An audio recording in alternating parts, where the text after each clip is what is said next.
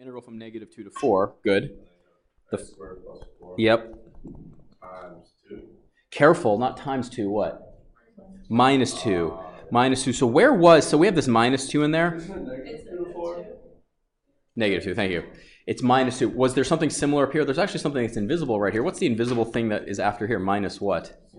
0. Because the other function is y equals 0. That function is y equals 0. This is also known as the x-axis. So now we're down here. We're changing it just a little bit. We're raising the bar up a little bit. Does that change the work much at all? No. You simplify the integral first, -2 to 4 of x squared plus 2 dx, right? So are you confident that you could find an answer to that? Thank you. Okay. Forward. Y equals y equals 2. Yeah. It could be a little bit more involved. So let's make one that's a little bit more involved. 0? What's sine of 0? 0. So sine of 0 plus 1 is just going to be, starts at 1. Now what does sine do? Does sine go up to begin or down? It goes up, right? So it goes all the way up to, so that's 1, 2, how far up does it go? Goes up, and then how far down does it go? Down. If it goes up 1, it has to go down 1, right? So it goes like this. It touches and it goes back up like that. Now the real question is, now drawing a reasonably accurate graph, what's the period of sine? It's 2 pi, right? It repeats itself every 6 or so, right? 6.28, that's 2 pi. Do you agree? So it goes up, down, so it gets back. When you're drawing this, it gets back to where it started. So if that's 4, let's say that's 4, so 6 is maybe right there. It's going to be something like, oh, sorry. Oh, it's got to be rising there, right? So do I have to stretch it even more? So it goes down, and then it goes up, right? There's one oscillation, like that sine, right? So what does it look like going the other direction? Going down first. Down first, and then it goes something like this, right? Do you agree? So I could ask you to go from 2 to 4. So what's that approximately going to do? It's going to be 2. So it's, this like 2 to 4, I'm just estimating here from there to like here. So what kind of area are we looking at? Like this, right? Yeah. So do you agree that's kind of what it looks like? What's the integral going to be that you need to evaluate if you want to know what that area is? The integral from what to what? -2. It's still -2 to 4. That does not change. What's the upper function? X squared plus 4. And then you subtract what? Sine x plus 1. Sine of x plus 1. Now, is that something you can integrate? Absolutely, absolutely. Andrew, can you tell me what the integral of this is? What's the derivative of that? What is it? 1/3 x to the third. 1/3 x to the third, yep. Plus 4x. Plus 4x, yeah? Minus. I have to be careful. Yeah, so minus what? What's the integral? Cosine. So minus negative, so it's going to be plus cosine? Yeah. Because the derivative of cosine is what? Negative sine plus what? Careful. Plus x, and you're going from? Would it be minus? Oh, minus, thank you, minus x, because that minus gets distributed. Absolutely, good catch. So now what do you plug in? Oh, you plug in 4, so what do you get? 1/3. Let's do this out here. You end up with, what's negative sine x? What does it do to the graph? It flips it over the what axis? X. It flips it over the x-axis, exactly. So let's take this, okay? I'm gonna copy it. Let me do this here. And it didn't do what I wanted to do. I wanted to do this. Watch. This is what's cool. If I can get it to work, it's kind of nice. But I'm not going to do it. It's going to look like this. Oh, nope. You can sit down again if you want to. That's fine. Thank you. So I could ask you this. I could ask you, what's this area right here? See the green area? I could ask you, that looks like a DNA helix, right? You might be tempted to think, okay, it's pretty straightforward, and it is. It is pretty straightforward. What integral would you need to evaluate? Don't integrate, but write down on the board what integral would you need to evaluate. Tell me what integral you would need to evaluate. Can we erase this? You can erase it. Actually, please do, yeah.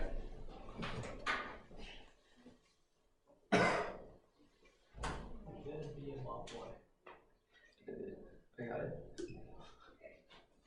So would this be indefinite because we don't have? Wouldn't this be indefinite integral because we don't have 2 numbers? No, we know how long it takes sine to do a Oh, rotation. yeah, but So write the integral. It's a definite integral.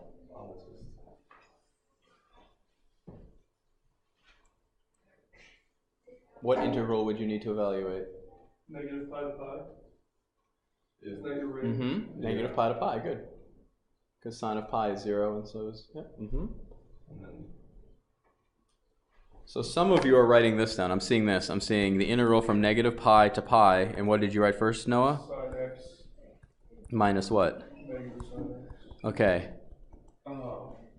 There's something. So that is one guess. That is one guess. They're both sine. One. Remember, look, David. Look how I defined it. Okay. Look at the two functions. No, it's okay. Can't you just... Hold on. There's many. Can't you just? Yes. There's many answers to that. Anybody want to guess what that integral is? If you did that out right there, if you did that out, do you know what you'd get? 0. You'd get 0. Do you know why you get 0? Sine minus sine is 0. You're doing sine minus negative sine, so sine plus sine. half. Go back here. Go back here. You see this one right here, everybody? Oh, because all the area there is positive? Hold on. All area is always positive, but take a look at this for a second, okay? Why did we put x squared plus 4 first in that subtraction right over here? Because it's the upper function. Let's go back to here.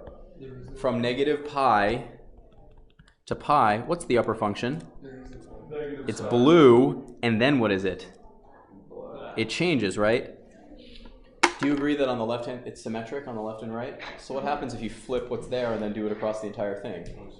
One's going to be positive, one's going to be negative. When you add them together, it's going to be 0. Is the area actually 0? No, the area exists, right? So I wanted to point out right here that if you integrate for finding an area, you have to make sure the upper bounds on the upper functions on top and the lowers on the bottom. So you can do this two ways. You could break this into two integrals. Yeah.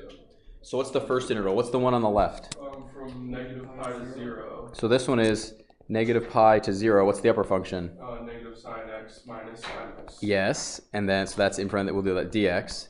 And then what's this one going to be? 0 to what?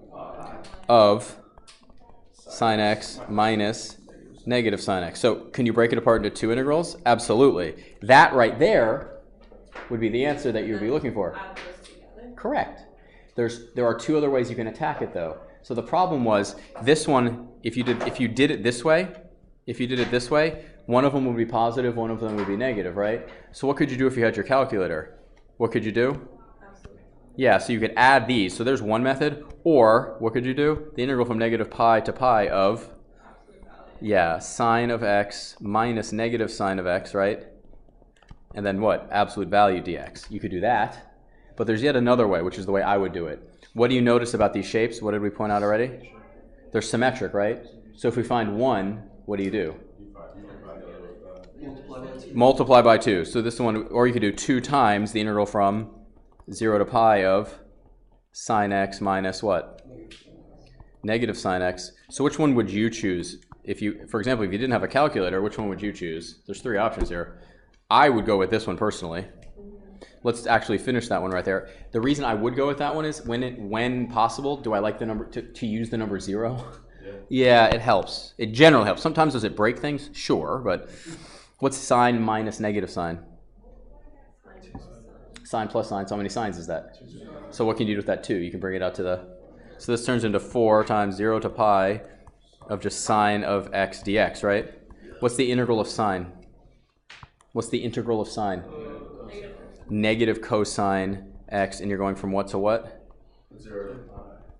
0 to pi, not 4. I don't know 4 from 0 to pi. So what do you have here? Negative 4 cosine x from 0 to pi. So what is that? Negative 4 times cosine what? Minus cosine of? What's cosine of pi? What's cosine of pi, everybody? This is important. You need to build negative 1. And what's cosine of 0? What is it? 1. Cosine. When you're here, everybody, how long is the adjacent side right there? If you're over here, how long is the adjacent side?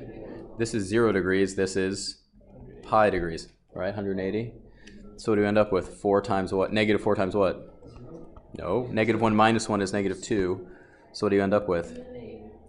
No, 8. 8. Should be. It should be positive. Like a triple equals. Oh, sorry. 8. That's kind of cool. That's kind of cool. Wait, where'd the... Oh, Where- you just fact you took out the negative and cosine. I was like, where'd the... Yeah, the negative. Yep. Factored out. So the lesson here is make sure you carefully keep track of which one's on top and which one's on the bottom. This one was particularly nice because where does it switch what's up and the origin. That's where the switch happens, right? Okay, you can sit back down, everybody. Draw me these 3 lines on one set of axes. Draw me those 3 lines. So what is this going to look like, everybody? So when you spin this, what do you end up with? Oh, like that.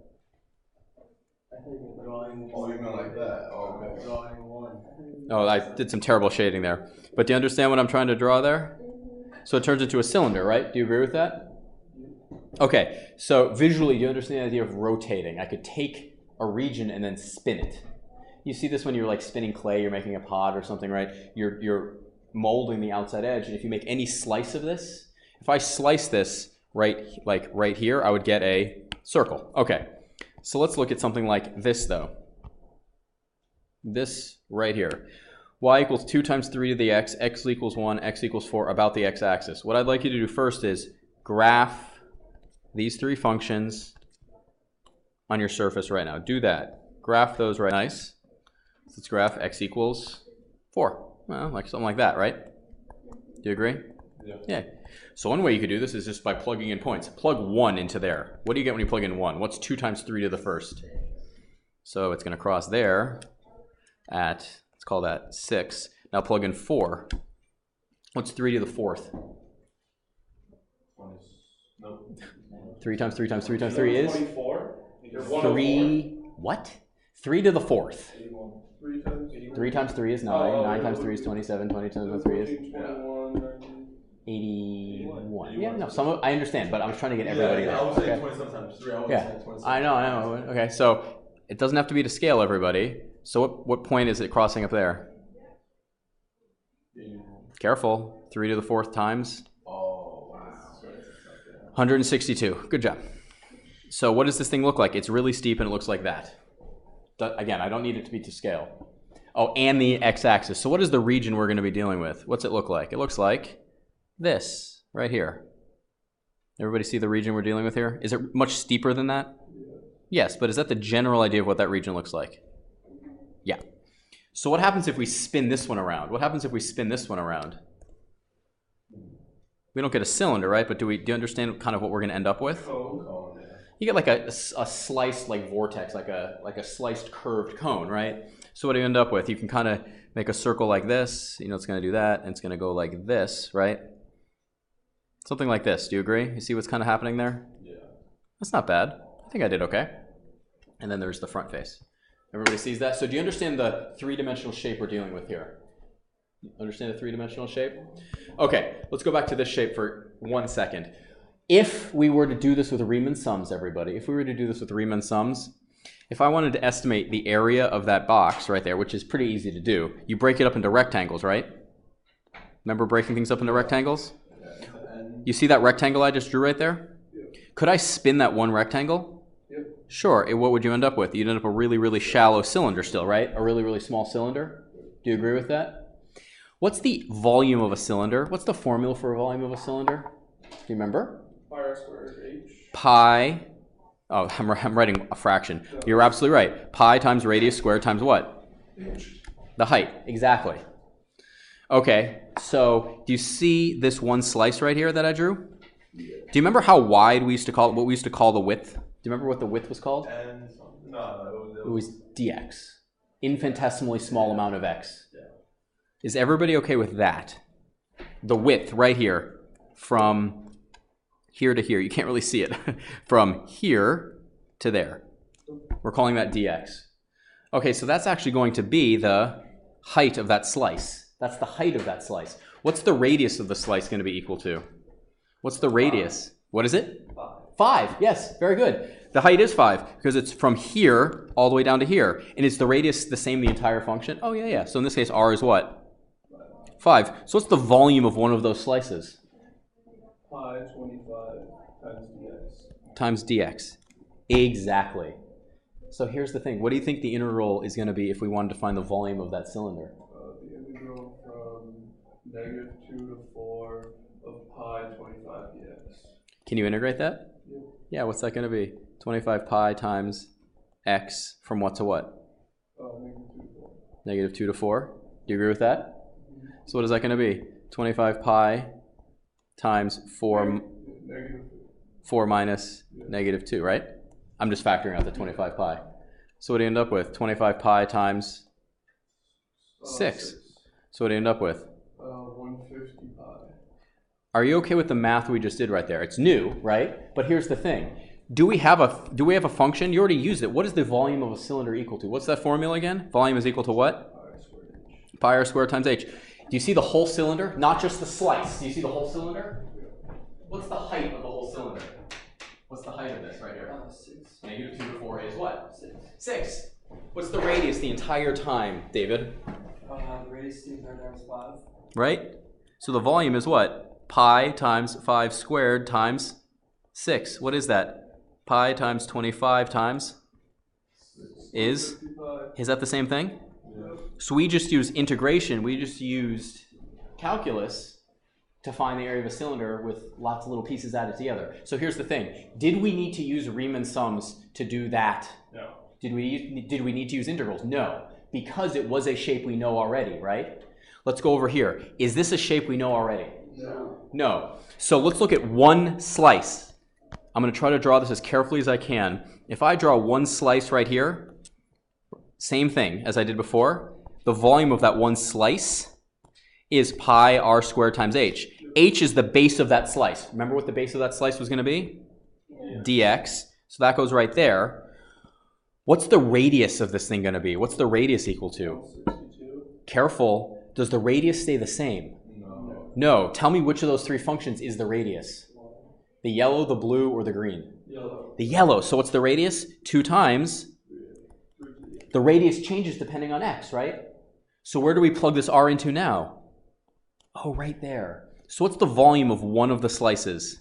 Pi times 3 2 times 3 to the x, right? What do we do to that? squared. Times what? H. Well, times, what is h? Yeah. Dx, right? So if I want to find the area, sorry, the volume there, what's the left, so what's the integral going to be? The integral from what to what? Look in the blue and look in the green.